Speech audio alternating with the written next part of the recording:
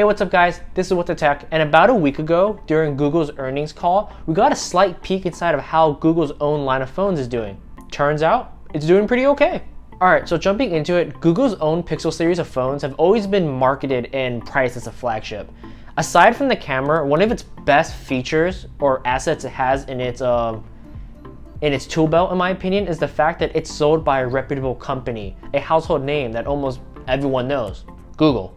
And I'm completely sure that Google wants the Pixel phone to be Android's version of the iPhone, so they can go head to head to it that you'd compare. Unfortunately, that just didn't pan out. With the launch of the first Pixel, the Pixel 1, then the 2, and then the following act by the ugly Notch 3, it just never really competed well enough because people still gravitated to the other Android devices. Okay, now with that aside, if we go back to the earnings call, this is where it gets more interesting. In the most recent earnings call, it was publicly revealed that the Pixel 3a helped cement a 2x growth in year-over-year comparable sales. Sundar Pichai, who is the CEO by the way, went on further to elaborate that this was primarily due to being able to deliver a premium phone experience at a much lower price point. And I think that's totally agreeable. Probably the second biggest factor for why the Pixel 3a sold so well, aside from its, obviously lower price point, was the fact that it became widely available for most customers, particularly those in North America. And by North America, I mean US and Canada.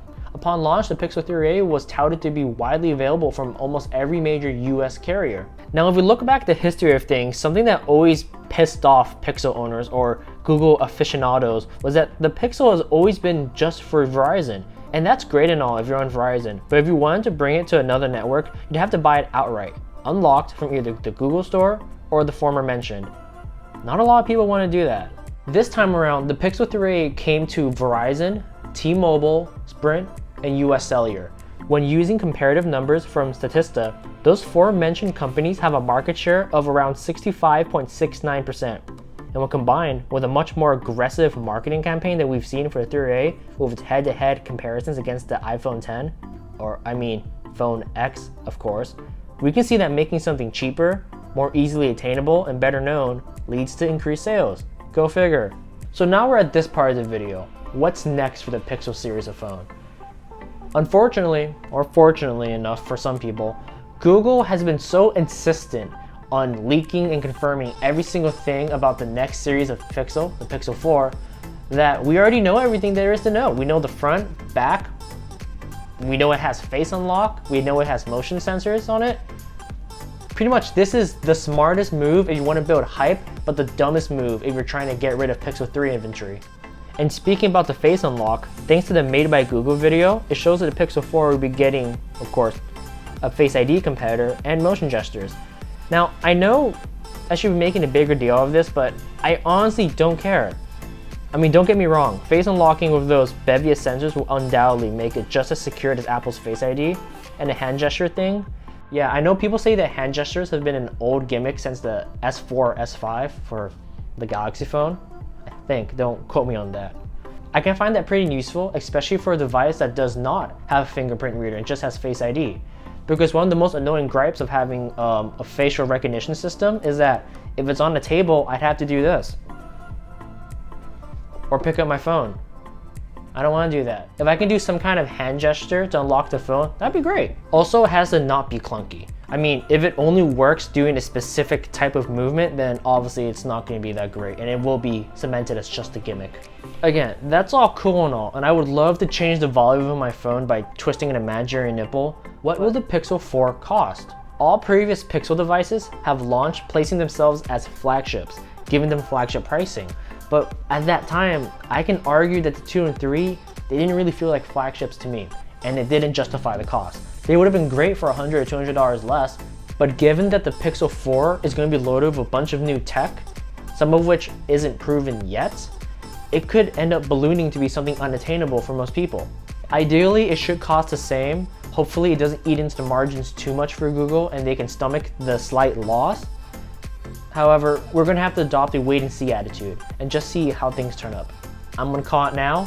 I'm waiting for it for the Pixel 4a. If you can deliver the best mobile camera on the phone while delivering facial recognition, that's the phone to get. It would be secured, you have a great point and shoot. I don't know why anyone else wouldn't get it for 400, 500 bucks. It's a little more than 3A, but I think that's justifiable. Oh, last note before we go away. This is more of like the PS statement and end of a letter. Google really should be working on its release cycle a little better. If we look at Apple, they should really copy them in this regard. So the iPhone XS came out in September, XR in October. That gives people a window 1 month for those enthusiasts or those who really want the latest iPhone to grab it, soaking up all the rich money bags. And then when October comes along, anyone who wants a regular iPhone experience but in cheaper device, they can get that. And then it'll just limp along for the rest of the year. For Google, the 3A came out in 6 months after release, I think. I'm gonna look this up. Okay, the Pixel 3 came out in September 2018. And then the 3A came out in April 2019. That's 6 months right there, I think. 6 months of potential sales they could have garnered from the 3A. Of course, the Pixel phones, they don't have as much staying power as an iPhone. Not a lot of phones can do that. Hell, not a lot of anything can do that. So maybe if they pushed it back a little, let's say October the Pixel 4 comes out, and then December the 4A comes out, or January. So you have the holiday, you still have the holiday season in order to sell as much 4s as you can, and then you have the rest of the year to sell 4As, and people don't have to wait as long. Of course, pushing it that far back would probably mean sales would be cannibalized, and that would be interesting to watch, but for me, what's interesting is detrimental to Google's hardware department. So, thanks for watching What the Tech. If you like what you saw, don't forget to give a thumbs up, and I'll see you guys in the next one. Peace.